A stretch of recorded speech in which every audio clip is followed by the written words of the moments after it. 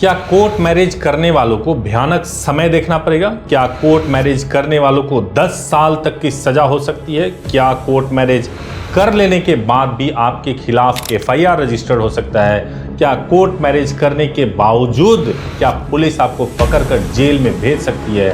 नमस्कार, मैं हूं एडवोकेट सुभाष सिंह और इस वीडियो में मैं आपको बताऊंगा BNS के सेक्शन 69 के बारे में।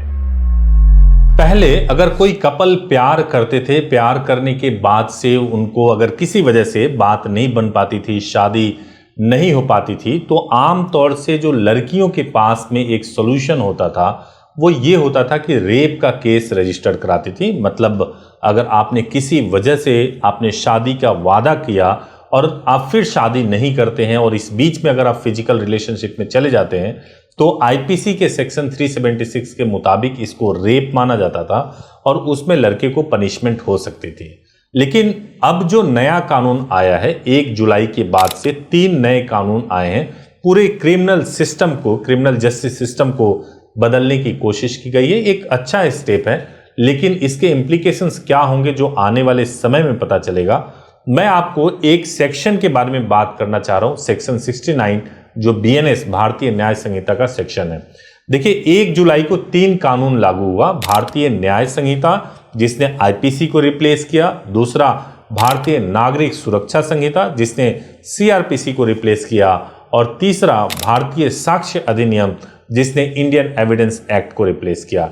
इन तीनों को इसलिए रिप्लेस किया गया ताकि हम जो सजा देने का जो समय है या किसी भी मामले में FIR रजिस्टर्ड हो जाता है, ट्रायल करके किसी व्यक्ति को या तो निर्दोष कर दें या कन्विक्ट कर दें, ये फास्ट हो सके। ऐसा नहीं हो कि लंबे लंबे समय तक केसेस चल रहे हैं और कोई व्यक्ति है जो कि जेल में बंद है, उसको बेल नहीं मिल पा रहा है।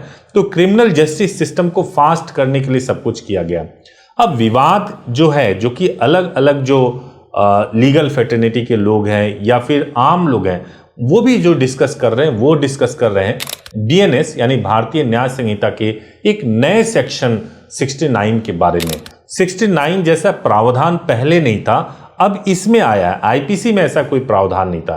पहले क्या होता था कि जैसे मान लीजिए कि अगर कपल है या फिर डेफिनेटली मेल और फीमेल है, उनके बीच में प्यार हुआ, किसी वजह से वो नहीं हो पाई शादी, या किसी वजह से बहुत लंबे समय तक लिव इन रिलेशनशिप में रहने के बावजूद भी वो शादी में नहीं कन्वर्ट हुआ, अगर मैरिज का कोई प्रॉमिस नहीं हो तो कोई सजा नहीं होती थी उसमें।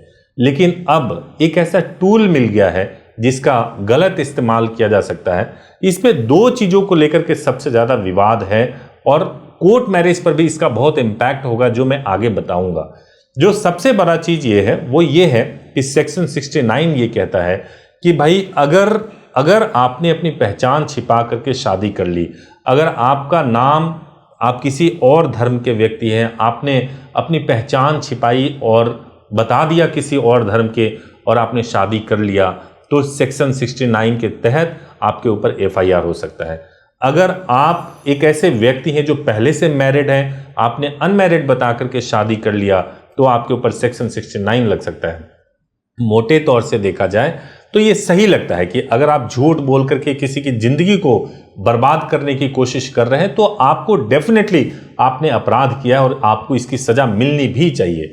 लेकिन इसकी ब्लैकमेलिंग कैसे हो सकती है और कोर्ट मैरिज करने वालों के ऊपर कैसे इंपैक्ट होगा? जैसे मान लीजिए कि सपोज किसी ने शादी कर लिया, कोर्ट मैरिज कर लिया, और कोर्ट मैरिज करने के बाद से लड़की को दबाव में लेकर के, लड़की को बहला फुसला करके घर वालों ने ही कोई आरोप लगवा दिया लड़के के ऊपर, और आरोप यह लगवाया कि लड़के ने ब्लैकमेलिंग करके शादी की है, तो उसके ऊपर BNS का सेक्शन 69 लग जाएगा, शादी होने के बाद भी लग जाएगा।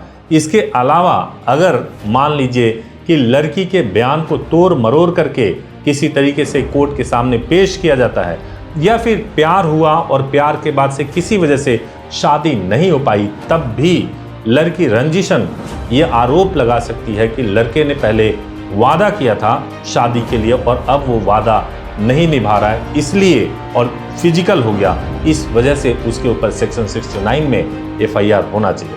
आप सोच करके देखिए कि इस वजह से किस लेवल तक का FIR हो सकता है और इस कानून को कितना मिसयूज किया जा सकता है। अब इसका इंटरप्रिटेशन कैसे होगा, इसमें जो सजा है वो 1 साल से 10 साल तक की सजा है और ये भी है कि इसमें फाइन भी हो सकता है। अब सवाल ये कि इसमें सजा कितना मिलेगा और कितना इसको प्रैक्टिकली किस तरीके से इस्तेमाल किया जाएगा इस सेक्शन को, जो आने वाले समय में पता चलेगा। लेकिन ये जरूर है कि इसके माध्यम से मिसयूज किया जा सकता है और इस पर मिसयूज ना हो, जरूर सरकार को काम करना चाहिए और ध्यान रखना चाहिए कि इस तरह के मामलों में धड़ाधड़ FIR रजिस्टर्ड करने के बजाय बहुत सोच समझ के FIR रजिस्टर्ड करना चाहिए, क्योंकि मिसयूज करने के लिए इसमें बहुत कुछ खास अपोजिट पार्टी को करना नहीं पड़ेगा और FIR रजिस्टर्ड होने के बाद से चूंकि 10 साल तक की सजा है तो बेल का प्रोविजन भी बहुत मुश्किल होगा। उम्मीद है कि आपको यह टॉपिक समझ में आया होगा। मैं इसी विषय पे एक और वीडियो बनाऊंगा और उसमें आपको एक्सप्लेन करूंगा स्टेप बाय स्टेप सेक्शन 69 के बारे में, जो आने वाले दिनों में आएगा। उम्मीद है कि आपको ठीक से समझ में आएगा। अगर आपको कोर्ट मैरिज करना है, आप घबराइए मत, आप लीगल एडवाइस ले सकते हैं। आप हमारे हेल्पलाइन नंबर पर बात कर सकते हैं, 8800444555 पर कॉल कर सकते हैं। सुबह 9 बजे से लेके शाम को 8 बजे तक बात कर सकते हैं और अपने सभी क्वेरीज को पूछ सकते हैं। Thank you so much for watching this video. Thank you so much.